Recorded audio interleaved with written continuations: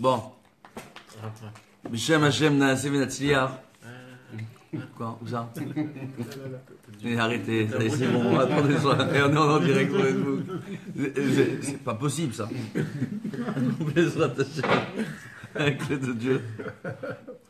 Non. Bezrat Hashem. Avec l'aide de Dieu, on va commencer un shiur. On est à Pardesia, à côté de Natania, Baruch Hashem. Pour ceux qui ne connaissent pas, c'est un yishuv qui est tout mignon, tout mimi, tout magnifique. Baruch Hashem. Pour un Chanukah de Baït un peu particulier, chez la famille Cohen. Ah, il risque rien si on dit Cohen, hein. Il y en a plein des Cohen. Baruch Hashem.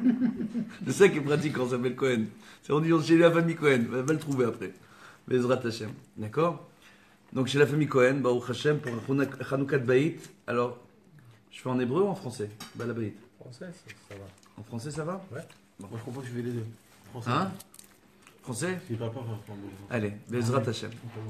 Bon, pour la tzlacha de la famille Cohen, Bezrat Hashem, pour qu'ils aient un Yishuv Tov, qu'ils aient la tzlacha, dans ce mariage de leurs enfants, Bezrat Hashem, très bientôt, cette année, pour que Dieu garde leurs enfants qui sont à l'armée, Bezrat Hashem, que ton fils il ait la tzlacha, Bezrat Hashem, au concours auquel il doit participer à l'armée, et qu'il remporte le concours, la malo. Oui? Bezrat Hashem, Alifou Yotzal, Bezrat Hashem, voilà, qu'on ait la bracha, la tzlacha dans toutes nos entreprises, une bonne parnassa pour chacun d'entre nous, la refoua shelema pour tous les malades, la Géoula, c'est le plus important, ça, la Géoula. C'est ma chère qui vient, parce que là, c'est bon, on est fatigué. Bezrat Hashem, voilà, qu'on ait la Géoula. Et on va faire un cours un peu particulier. On va choisir deux sujets un peu particuliers, parce que vous m'avez parlé d'un petit truc. En réalité, on voit ces derniers temps que dans certains milieux, on a tendance à vouloir interdire le henné. Ouais. À ce qui paraît, que certaines personnes auraient dit que le henné c'est assour, que la coutume du henné avant le mariage, que ce serait assour, que la coutume du henné ce serait maaseh avodazara, que c'est une coutume des pays maghrébins, des pays arabes, etc., etc., etc., etc. Bref, j'en passe, d'accord? Donc les gens s'en mêlent un peu les pinceaux dans tous les sens. Bezrat Hashem.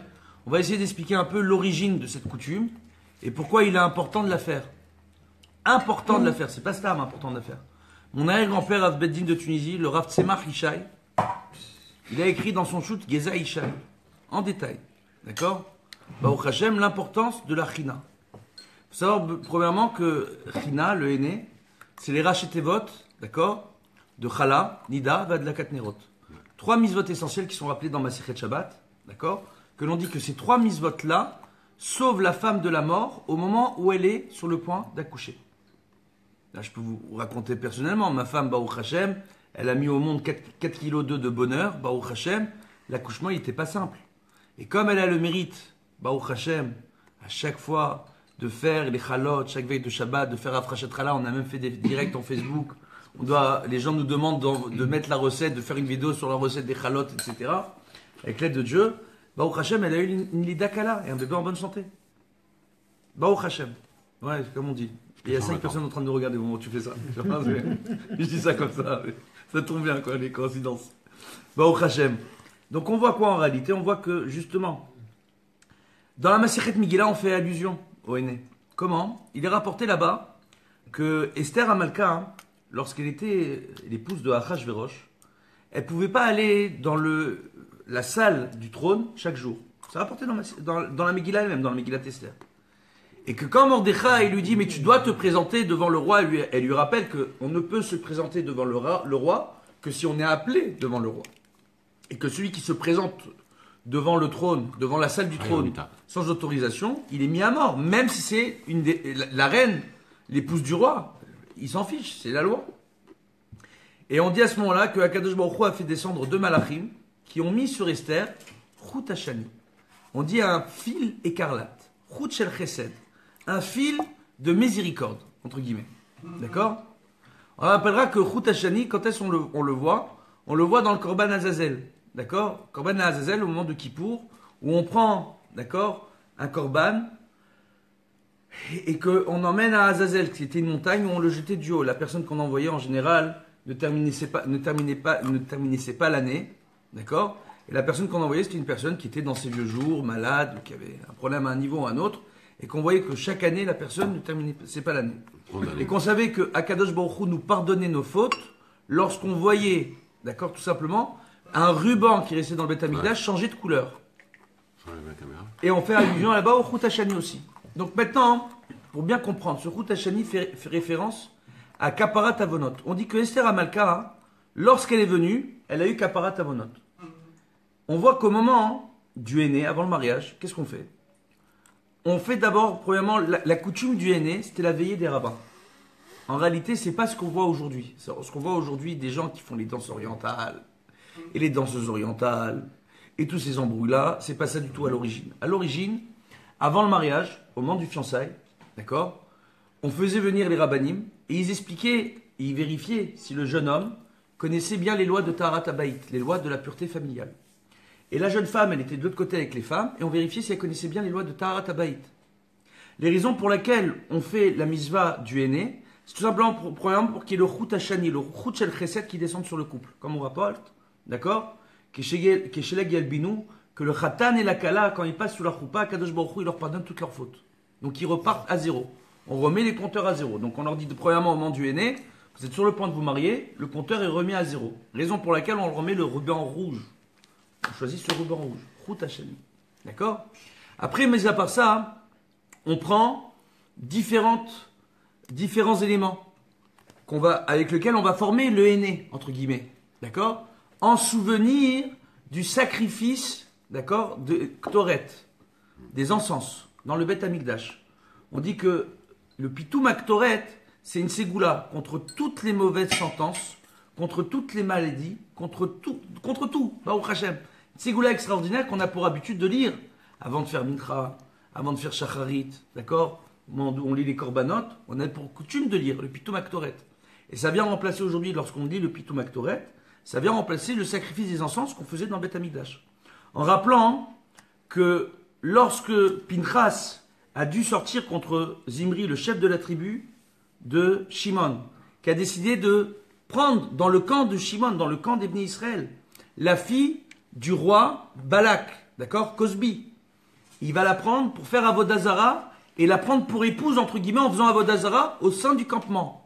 Quand Pinchas va venir et va intervenir, Akadosh Baruch Hu, il va envoyer une épidémie sur la tribu de Shimon pour qu'il ne touche pas Pinchas après qu'il soit venu et qu'il a appliqué la halacha. On sait tous ce qu'il a fait là-bas. Baruch Hashem. Malheureusement, c'était une obligation. Et on voit quoi, justement?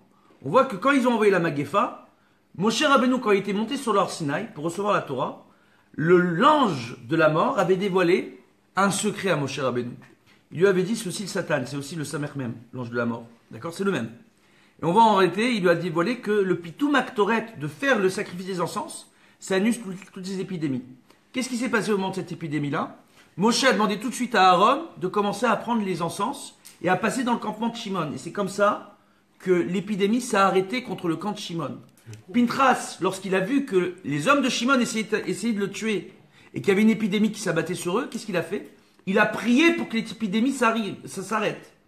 Parce que ce qu'il a fait en réalité en mettant à mort Zimri et Cosbi, il l'a fait pour sauver le clan d'Israël, entre guillemets, à son niveau à lui. Il ne voulait en aucun cas porter préjudice à la tribu de Shimon dans son ensemble. Donc qu'est-ce qu'on voit par rapport à ça, justement? Comme le prend. Hein? Et c'est de là dont on s'inspire pour faire le pror, exactement. C'est de ça dont on s'inspire pour faire le pror, que les grands-mères, elles viennent avec des encens, elles passent dans la maison, elles font ces encens-là. D'accord? Et jusqu'à aujourd'hui, sur les kivrés de Sadikim, on vend plus ou moins des samamanim, des éléments, des ingrédients qu'on utilisait pour la Ktoret, mais pas tous les ingrédients. Et en toute petite quantité. Donc maintenant, qu'est-ce qu'on voit par rapport à ça, justement? On voit qu'on forme ce henné qui représente le sacrifice des encens. Pour dire, voilà, vous êtes reparti à zéro, Dieu vous pardonne tout, mais on va vous protéger de toutes les fautes. De toutes les fautes. Mais la faute la plus importante, qui est laquelle? Le fait de ne pas respecter Taharat Habayit. Chaz v'shalom. Où l'homme, s'il ne respecte pas Taharat Habayit, il se retrouve à être Chayav Karet, retranché du clan d'Israël. Ce qui veut dire que Dieu n'écoute plus cette filote. Il ne fait plus partie du clan d'Israël. Pendant 40 jours, ces filotes ne seront plus écoutées. Une personne qui va porter du sha'atnez, un vêtement, dans lequel il y aura du mélange entre de la laine et du lin, ou une personne qui ne respecte pas Taharat Habayit, à partir du moment où il y a le maasé, Pendant 40 jours, nos tfilotes ne sont plus écoutées dans le ciel. Hein? T'entends quoi par Taharat Abayit? Les lois de les pureté lois familiale. Ah, Taharat. Le fait que la femme Ok. de se prendre ses distances avec sa femme durant la période de menstruation. Ouais. D'accord? Oui? Voilà, Bezrat Hashem. On va continuer. Avec l'aide de Dieu. Alors, attends. Quoi? C'est la seule loi, c'est la seule règle. Pardon? C'est il y a que ça comme règle. Taharat Pour Abayit. Riyou Karet? Non, il y a encore beaucoup d'autres règles, mais là, c'est principalement, on va parler de celle-là. D'accord? Donc, on voit que c'est quelque chose de très important. De la même façon, les jeunes célibataires doivent à tout prix éviter d'avoir des rapports intimes avant le mariage. Parce que les jeunes femmes n'ont pas le droit d'aller au mikvé, elles vont pas au mikvé. Et que là, une femme ne peut aller au mikvé qu'une fois qu'elle est mariée. Et que lorsqu'ils vont avec des jeunes filles avant le mariage, les jeunes garçons se retrouvent Chayavim Karet. Rachamana Islam. Ça veut dire quoi? Islam, mais quoi? T'es mort. Ils sont retranchés du camp d'Israël. Ce qui veut dire que leurs tfilotes, ils peuvent prier pendant 40 jours avant qu'elles montent dans le ciel. C'est une galère. D'accord? C'est quelque chose de pas évident. Donc c'est ça qu'on faisait en fait. De venir et on attrapait la jeune fille et on lui mettait dans le Shulchan Aruch, dans le Yoredéot, dans les grottes. On dit qu'on prenait une pièce de la taille d'un Simone. D'accord? D'une toute petite taille, qui fait exactement la taille du Napoléon. La pièce qu'on utilise. D'accord? Et pourquoi on utilise le Napoléon, Davka? Parce que les rabbinim en Afrique du Nord, ils ont dit Napoléon, avec l'alliance israélite. Davka, il a voulu nous assimiler à une autre culture que la nôtre. Et aujourd'hui, pour montrer que notre vengeance, on continue à respecter Taharat Abayit en mettant sa tête dans la main de chaque jeune femme qui continuait à respecter les lois d'Israël. Et cette pièce-là, Davka, elle fait la taille d'un Simone. Donc la pièce exacte. Pour apprendre à la jeune fille, lui dire voilà, la belle-mère, c'est la belle-mère normalement, la mère du garçon. C'est pas la belle-mère, la mère de la fille, normalement, elle n'est pas censée mettre le henné dans la main de son futur khatan. C'est que la mère du garçon qui vient et qui met dans la main de son fils en lui disant voilà mon fils, voilà, je te mets ça, que t'es la bracha, la hatzlacha, mais que tu retiennes cette taille. Cette taille-là, c'est la taille qui rend ta femme nida. Et elle met la même chose dans la main de la jeune fille en lui disant voilà, tu vois le ruban, tu vois cette couleur?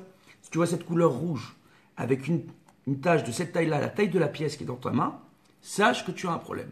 Et la jeune fille est censée garder cette pièce pour pouvoir par la suite se vérifier et vérifier ses sous-vêtements lorsqu'elle pense peut-être être nida. Et ça veut dire- j'ai pas Et voilà, compris, c'est une ça halakha. par rapport avec la pièce. C'est une halakha. Là-dessus, c'est un scoop. J'ai pas compris. Scoop. C'est pas grave, on refait le meuleux, tu regarderas le cours après. Après. On va pas répéter encore une fois. Il y a 21 personnes qui nous regardent, ça veut dire qu'il y a du monde là, Baba. Attends, bien, on va te répéter après, Bezrat Hashem. Alors, écoutez, Bezrat Hashem. Donc ça, c'est toute l'histoire du henné. Toute l'histoire du henné, on voit que le Ramban Nachmanide, il en parle. Le Ramban, il en parle. Dans Sefer Hagmoul. On voit que des Rishonim, des Poskim, parle des où, ça Anakim Batora. Aussi, Sefer Hagmoul, il en parle. Il fait référence à cela. D'accord? Au henné. On voit que on en parle dans différents endroits. Les rabbinim d'Afrique du Nord en parlent. Ils disent que c'est quelque chose de très important. Après, on voit qu'à partir des années 80, il y a des rabbinim, ashkénazim ou autres, qui ont commencé à vouloir dire c'est une coutume qu'ont pris les berbères et les arabes, et les juifs ont appris des arabes, ce qui est faux. Le monde arabe a appris cette coutume par rapport aux juifs. Alors pourquoi on écoute des musiques arabes dans un année? Pardon? C'est un 90% c'est Non des mais musiques arabes. attends, tu parles d'autre chose. Moi j'ai dit Davka, que les musiques arabes c'est passé à Les l'Uika, danses, c'est ça. que les danses orientales, Rachamana l'Itzlan, que tout le but c'est que les rabbinim attrapent le jeune homme, vérifient qu'il connaît bien les lois de pureté familiale, et attrapent la jeune fille, les rabbaniotes et les femmes là-bas, qui vérifient si elle connaît bien les lois de pureté familiale. Et une fois qu'on a bien vérifié qu'ils connaissaient bien, on réunissait le jeune couple et on leur mettait le henné dans la main. Et c'était la belle-mère, la mère du garçon qui faisait en disant ma fille, je te donne mon fils pour époux, mais tu fais attention à lui. Tu le rends pas Chayav Karet. Tu fais attention à Taharat Abayit, ma fille. C'était ça la coutume du henné. D'entendre aujourd'hui des gens religieux qui disent on fait pas le henné parce qu'il y a un issour, ça veut dire quoi? Ça veut dire qu'aujourd'hui, moi c'est une chose qui me dérange profondément. On dit Al tishtosh Torah timecha. Shlomo HaMelech rapporte dans Michelet qu'on n'a pas le droit de se détourner de la Torah de notre mère. C'est quoi? C'est le minag de nos ancêtres. Quand toi tu viens et tu te dis tu veux faire tes chouvas, tu dis je suis Breslev, je suis Chabad, je suis autre. Mais où ils sont où tes parents, tes grands-parents, tes arrière-grands-parents qui ont fait Torah au mitzvot, qui ont, grâce à eux t'es juif aujourd'hui? Comment ils sont dans leur tombe? Comment ils sont en train de se retourner quand toi t'es en train de dire t'es en train d'oublier tes maîtres? Rabbi David Abou Khatsera, que ce vendredi c'est sa Iloula, un des plus grands Gdolim, un des plus grands Géonim qu'on ait connu en Afrique du Nord au Maroc. C'est sa Iloula ce Shabbat. Ce vendredi, dans un de mes kolélim à Bnei Brak, à 9h15, on organise un grand repas. C'est Seudat Yeshuot, vous êtes invité, Rechob Zezenfeld, pour ceux qui sont intéressés. Envoyez en message privé, on vous donnera l'adresse exacte.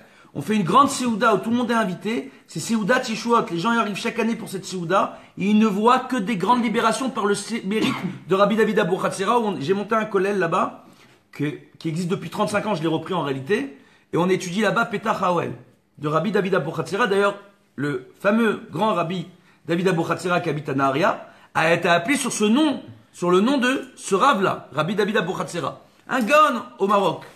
Comment on voit aujourd'hui? C'est bien d'étudier la Torah Chabad, la Torah Breslev, toutes les Baruch Hashem, n'importe quel enseignement qui peut nous renforcer en Torah Mitzvot. Et chez nous, les Sfaradim, on est ouvert d'esprit. On aime tout le monde. D'ailleurs, quand vous écoutez les cours des Rabbanim Sfaradim, vous allez toujours entendre des Rabbanim Sfaradim qui n'auront aucun problème à nommer le Rabbi Lubavitch, ou à nommer le Rav Nachman de Breslev, ou à nommer un Rav Ashkenaz, Séfarad ou autre dans le même cours. Aucun problème. J'aimerais bien voir les autres en faire autant dans leur cours, au lieu de dire nous on est les meilleurs. Bezrat Hashem. Mais c'est pas de la politique. Quand je vois après des jeunes qui me disent nous chez nous on fait pas le henné parce que mon Rav il m'a dit qu'on fait pas le henné parce que mon Rav qui est d'origine d'Afrique du Nord, quand on entend le nom de famille, il me dit c'est pas notre coutume chez nous. Yababa, où tu vas? Où t'es en train de te perdre? Al titosh Torah timecha. Ne te détourne pas de la Torah de ton père, de ta mère en réalité. Ne te détourne pas du minag de tes pères. Grâce à eux. Qu'est-ce qui fait que t'es juif? C'est bien tes ancêtres qui ont gardé le judaïsme, qui ont fait que tu as pu être là. Mais en bas au Hachem, il y a un enseignement, il y a un Rav qui t'a permis de faire tes chouvas. Mais comment t'as fait tes chouvas à la place? Qui t'a donné l'opportunité de pouvoir faire tes chouvas? C'est le fait que tu appartiennes au clan Israël. Grâce à qui tu appartiens au clan Israël? Grâce à tes pères, tes ancêtres. Ne les renie pas. Renseigne-toi. Renseigne-toi de savoir c'est qui Rabbi Chaim Tayeb Lomet. C'est qui nos grands rabbanim. C'est qui le Rav Emmanuel Zarka en Algérie. C'est des noms. Les gens. Le Rav Shmuel Bendriem. C'est qui ces rabbanim-là? C'est qui ces rabbanim-là? D'accord? Vous connaissez pas. Et c'est des Géonim qui ont fait des Nissim et des Niflaot. Baruch Hashem, qui ont tenu des générations complètes. Baruch Hashem. Maintenant, qu'est-ce qu'on voit? Hein, Jojo? Les Jojo, là. Nirtas Yain Yosesod. Ben pour Joseph. J'ai envie de la tourner la caméra qu'on voit vos têtes. Une fois qu'on la voit vos têtes. Bezrat Hashem. Donc, on voit par rapport à ça, justement, que lorsqu'on vient, et qu'on vient en fait Hanoukat Baït. Hanoukat Baït, c'est quoi? De la même façon, un jeune couple, quand on leur fait le henné, c'est quelque part le Hanoukat Baït, c'est Hanoukat Zodut Shelaim. C'est quoi Hanouka? Hanouka, bientôt c'est la fête de Hanouka. D'accord? Pourquoi? Hanou Bekafé Bekislev. On voit que après la guerre contre les Gréco-Assyriens, pendant cette guerre-là, on a pu récupérer le 25 Kislev, le Beth Amikdash. D'accord? Donc Hanouka, Kafé. D'accord? Maintenant, ce qui est extraordinaire, justement, c'est que, mis à part ça, on voit que c'est Hanouka, ils ont fait Hanouka Baït, ils ont réinauguré le Beth Amikdash lorsqu'ils l'ont récupéré. La première fois qu'on voit le terme de Hanouka Baït, c'est quand on a inauguré le Mishkan, le tabernacle, dans le désert, au moment où on est sorti d'Égypte. Baruch Hashem. C'est quoi Hanouka? C'est la shon chinour, enseigner. Quand on fait le henné, la china, on veut le chen. On voit qu'on veut le chen à travers le chinour. Les premières lettres de chinour, c'est chen. Oh. Kavav, gematria, c'est Yud Kevavke, c'est le nom de Dieu. Chinour, c'est quoi? C'est on veut le chen d'Akadosh Baruch Hu à travers l'éducation de la Torah. On veut le chen, on veut arriver à avoir la grâce chez nous. On veut avoir la grâce de Dieu sur nous à travers quoi? Kavav, Yud Kevavke, 26. On veut que Dieu soit avec nous à travers une éducation de Torah pour nos enfants. Raison pour laquelle, lorsqu'on fait le henné, la première chose qu'on fait pour un jeune couple, c'est de vérifier qu'ils connaissent bien les règles de Tarat HaBeit et qu'ils vont bien les appliquer. Qu'ils vont bien les appliquer. Moi, je vois tout et n'importe quoi. Je vois des jeunes femmes qui m'appellent parce qu'elles se sont épilées pour se préparer au mikvé. Je dis les choses, malheureusement. Et que ça les a blessées, elles pensent qu'elles sont nida. Elles ne sont pas nida.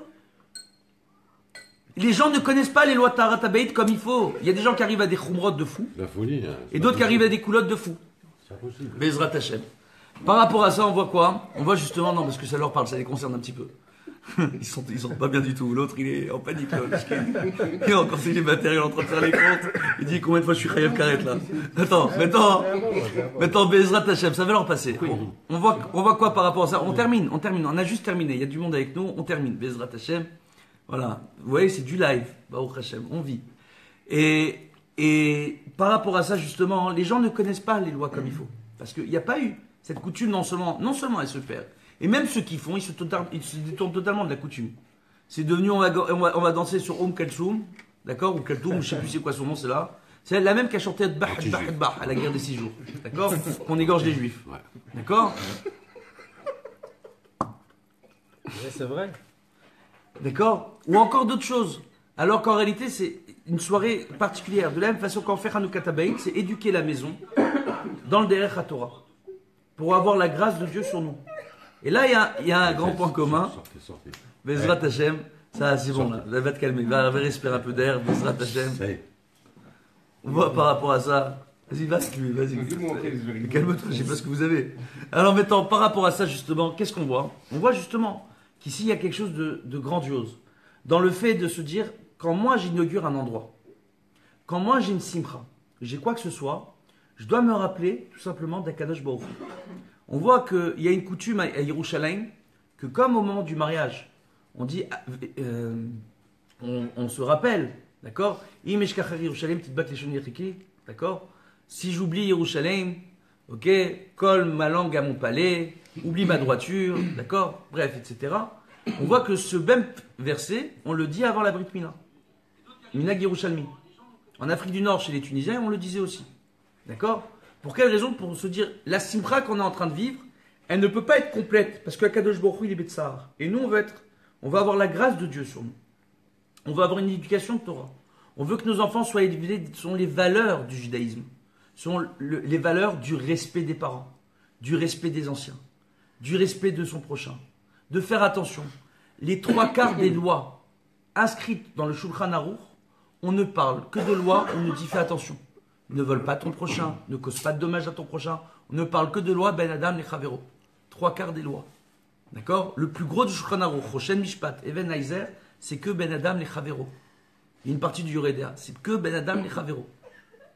Donc qu'est-ce qu'on voit en réalité? On voit justement que le but d'enseigner un enseignement de Torah, c'est Ben Adam le Chavero d'apprendre à se comporter vis-à-vis de son prochain. Bezrat Hashem, qu'on ait la bracha, la hatzlacha, qu'on arrive à tous s'accepter avec amour, Bezrat Hashem, que la Torah de tous nos rabbanim nous protège, Bezrat Hashem, d'où qui viennent d'Europe de l'Est, d'Afrique du Nord, d'Irak, du Yémen, partout dans le monde, parce qu'il ne faut pas oublier, c'est grâce à toutes ces tzadikim-là que nous aujourd'hui on a une Torah tellement riche, tellement belle, et qu'on arrive à se renforcer aussi facilement Torah au Mitzvot, et d'arriver aussi facilement à comprendre la Torah et la Mitzvot, et d'avoir nos jojos là, les deux jojos ici, se réjouir tellement être heureux. Ils sont morts de rire, Baruch Hashem, grâce à un cours de Torah.